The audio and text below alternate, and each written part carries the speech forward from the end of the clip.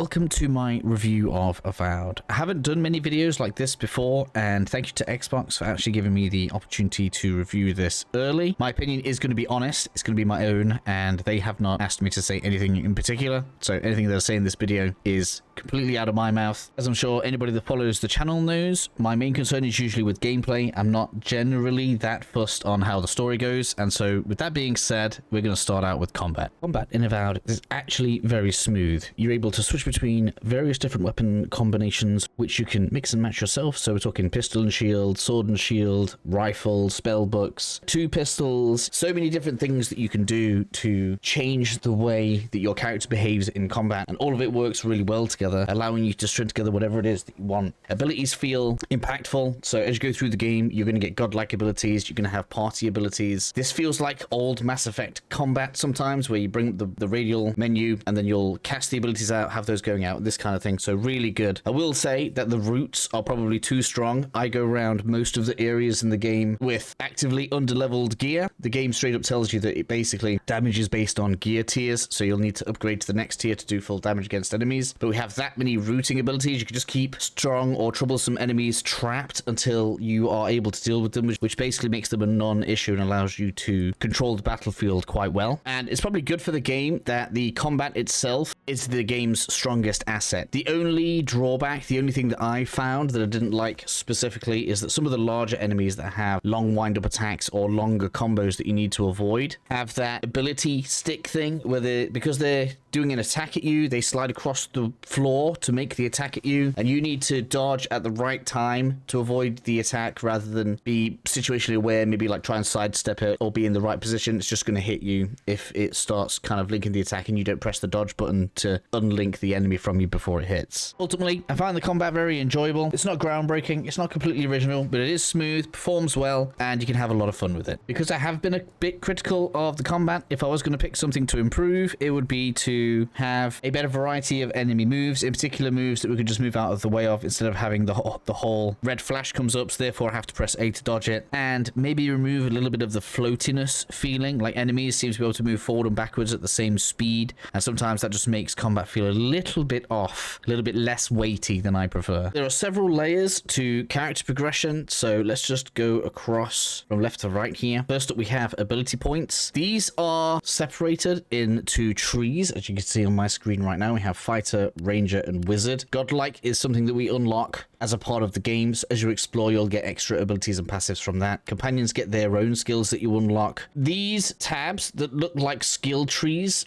do not work like a skill tree. What I mean by that is, even though I've spent a lot of my points into ranger, and so you can see I've got this critical strike buff right here, I haven't had to spend a certain amount of points in ranger to get that benefit. So if I wanted to, I could still spend some points right here on the bottom level of mages, and in addition on the bottom level of the fighter skill tree as well. There isn't really a need to make a fighter build, a ranger build, or a wizard build. You're just going to take the perks that are working for you or the weapons that you're enjoying at the time. Read into that as you will. I'm sure some people prefer a more constricted way of building out their character, and others will prefer the more open way that we have in this game. Ultimately, it means that with a spell book, you can cast any of the spells without spending any perks. You can carry around a rifle to snipe things and still take the health perks from the fighter tree and not have any disadvantages. This same situation continues over to the attribute points. So each time you level up, you're going to get an attribute point to spend, and you're going to get to build these up over the course of the game. There are other ways to get bonuses to this as well, which are totems. They're going to get their own video if we do some location videos for those, because they do take a bit of collection. But basically, you can see that might, for example, gives you 12% damage to all damage. That includes spell damage and range damage. So don't feel like these stats are build specific, and this ends up with like a really strange thing. So if you want to use spells, you actually don't need all that much intellect, because all spells effect is the maximum essence. And this game has a fairly interesting mechanic that I enjoy, where if we eat food, we can actually overheal. So if I just eat this porridge here, you'll see now down at the bottom I have that little purple apple. That is actually over the top of my capacity. So we don't actually need intelligence to have maximum mana. We can just eat food to to get it. You can run around as a mage with maximum might and constitution and not have to even put a single point into intelligence. And don't let the lack of a speech or charisma stat make you believe that there are no role-playing elements here. Instead, what they've gone for is that every stat has dialogue options constantly coming up. There's going to be times when you've got high might and you can use that to pass certain ones. There's going to be times when it wants to have intelligence when it wants to pass certain ones. And so the way that you build your stats out at a given time can affect the outcome and the way that some of the quests will unfold. Looking at the stats individually, then we also have might governing damage and carry capacity, constitution for health, dexterity is your attack and action speed. This includes things like taking potions, so that's why my dexterity ended up so high. Perception for crit chance, and then resolve gives stamina. Stamina, in my opinion, is probably more important than I've given it credit for. Basically, that governs your ability to dodge around, attack, and cast spells. So you are going to want to make sure that you have a good amount of stamina as you're going around the game. Lastly, we have gear progression, and this is actually something else I really like about this game, and I think a lot of people should probably enjoy. And that is that instead of having to find the separate rarities of weapons, you actually get to take a base weapon and upgrade it through the game. Two cool things about this. That means if you find a unique weapon that you like at the beginning of the game, you don't have to get rid of it when you're in the 4th zone. So you just upgrade it. The weapon that you are enjoying, that you're building your character around or whatever it is, stays with you for as long as you like it, unless you find something with better perks. I really, really like that. Very, very good. The other really cool thing about this is, and obviously I don't really have anything to show this right now, the actual skin of the weapon, especially on the normal items, will change as you upgrade it. So the common rifle will look completely different to the exceptional rifle that you can see on the screen right now. And I just really enjoy the fact that it progresses like that, and we get a visual reward for it as well as a performance reward for it in combat. The only thing that I'm not necessarily a fan of is the tier of your gear needing to match the tier of the enemies that you're fighting. The main reason for this is because the game really wants you to explore before you do the main story of each of the maps. In fact, if you do main story quest on one of the maps, before you explore, you will lock yourself out of quests. So you're supposed to explore the map before you do any of the main story quest, and you'll like start at one end of the map and you'll be okay with some of the enemies, and then you get part the way in, you don't quite have the upgrade materials to get to the right tier, and now suddenly you're doing 50% less damage because you're fighting enemies that are a tier above you. As I said before, with all of the root spells, it has not been an issue for me, but I can imagine that some people will find that frustrating. Exploration is also really good in this game. It gives you a generous parkour system. Basically, if it looks like you can probably climb something, you probably can. In fact,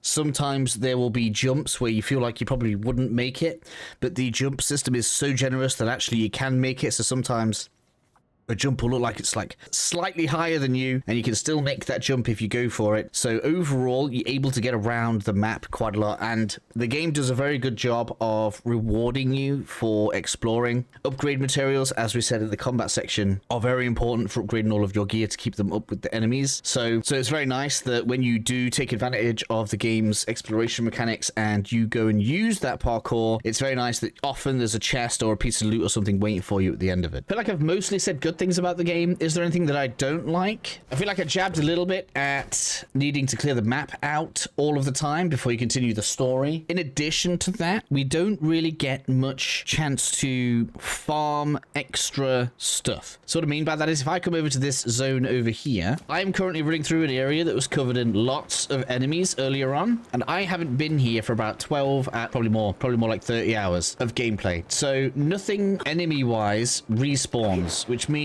if you use all of your upgrade materials on something and you make it unusable, which obviously, you know, with a little bit of just thinking about what you're doing shouldn't really happen, but if you do end up in that position, it may be unrecoverable for you. I'm sure for some people, the visuals of this game are going to seem rather strange, mostly because it has a really bright, saturated color palette. I actually really like bright, saturated colors. Like when I mod Skyrim and stuff like this, I like to make it all very colorful and have lots of bright colors everywhere. But you'll see from the game's first intro, and indeed throughout the game, it does 100% deal with some fairly graphic and serious themes, such as you might recognize this guy from the very beginning of the game. He does not make it. In fact, because we did something to a certain somebody on my playthrough, I got punished for that. Which brings us to story. Now, anybody that watches me knows I'm terrible keeping track of dialogue and story and all of this other stuff. This game didn't punish me for for that, but I did feel like I'd missed out by not paying enough attention to the way that the stories were going, especially with things like side quests, as the dialogue and our actions in those side quests do dictate significant results and the things that happen at the end. So do pay attention to what you're doing and the things that you're interacting with as you go through the game, because you will be able to affect the outcome. I also feel like they did a good job with the music. Now, without me trying to play you 10 minutes of just ambient sounds in the background, the background music is just, what's the word? Really high quality, non-offensive music. It's not Final Fantasy music where you're gonna walk down the street humming it or something, but it really does set the mood quite nicely, gets you in the mood for exploring, and so I think they did a pretty good job there as well. I've been playing on the Xbox Series X. Performance has been absolutely fine, with the only downside, in fact, it's been updated since I last did it. The visuals have in fact been updated since I last played. So there was some fuzzing effects on the lighting, but that appears to have been fixed. I can only assume that on PC this is in fact going to be stunning. Like if I get to some water, so as you can see, the game looks very colorful and very pretty as we look over all of the different views and stuff that they present us with. I appreciate it. I really like it. There is a day-night cycle, but we don't get to control it. Instead, what kind of happens is the day and night cycle will happen without you, and then you'll go and camping at night, and then it goes to morning. So you don't really see night all that often unless you do a lot of exploration without resting. But overall, I think the game looks great. Obviously, you're going to see the frames dip a bit right now because I turned it onto quality mode. But yeah, I think they did a pretty good job of making the setting pretty cool. I'm not going to spoil anything about like the story or what your role in the story is or anything like that. So overall, I think the aesthetics of the game are at the very least decent, if not pretty damn nice. This isn't Kingdom Come Deliverance levels of, oh my god, it looks amazing. Like maybe the stone could pop out a little bit more as we're looking into the island here. But overall, it suits my high fantasy needs. Which brings me to, would I recommend the game? And the answer is, on Game Pass, for £15 for a month, 100%. If we can get around not paying £70 for any game, then we should absolutely not pay the £70 for the game. If you're not already busy with Kingdom Come Deliverance right now, then I see no reason why you couldn't have a good time spending some time with Avowed until a bigger release that you feel that you might enjoy more comes around the corner. I don't think it's like an amazing 10 out of 10, but there is very little wrong with the game, even if it does some things not necessarily flawlessly, and maybe some of the enemy AI could be better. But you can seriously spend 50 to 100 hours on this and feel like you've had a good time. I'm sure someone is going to mention the social and political stuff surrounding this game. The game is fairly inclusive. I'm not going to like spoil who is where and what's included at what time of the game. The game is fairly inclusive, in my opinion, not to the point where it takes away from the game. To me, this whole inclusivity versus wokeness thing is only an issue when it feels like it's been forced in, they're lecturing you, and it takes something away from the game. And I don't think that is the case with Avowed.